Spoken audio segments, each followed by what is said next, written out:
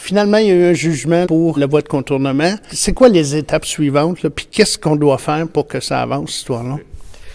La première des choses qu'il faut dire, c'est que le jugement, effectivement, on l'attendait depuis longtemps.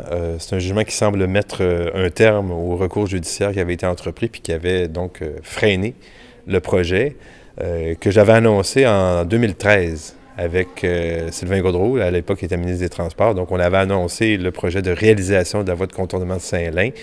Et parce qu'il y a eu des recours judiciaires, tout ça a été bloqué jusqu'à donc la semaine dernière. Maintenant, il y a plusieurs étapes qui vont suivre.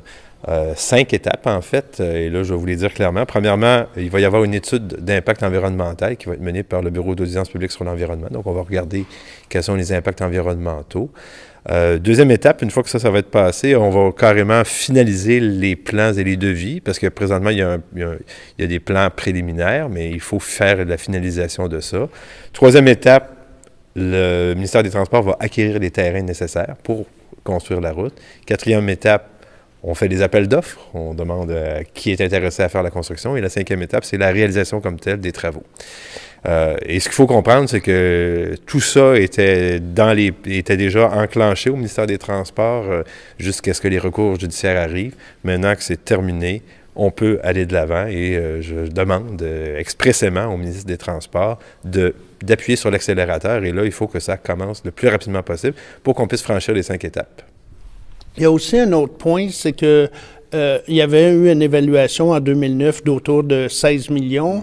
En 2013, je me souviens pas c'était combien, mais rendu en 2018, là, puis la construction se fera probablement pas là, avant 2019-2020. Mm-hmm. Ça veut dire encore des augmentations de coûts, probablement.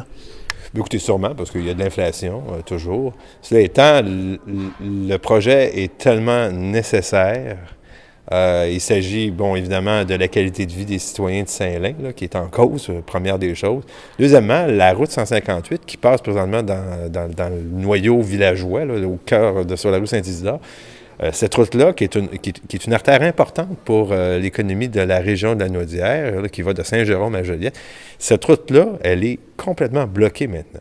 Et c'est à la fois pour la qualité de vie des citoyens, mais aussi pour le développement économique de la région, que c'est fondamental d'aller de l'avant avec ça.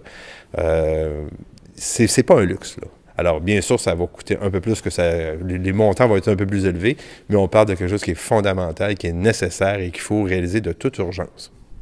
Dans l'éventualité d'un gouvernement du Parti québécois en octobre prochain, j'imagine que ce sera une priorité? C'est clair que c'est une priorité. Cela étant, c'est déjà une priorité pour le ministère des Transports de la région de la Naudière.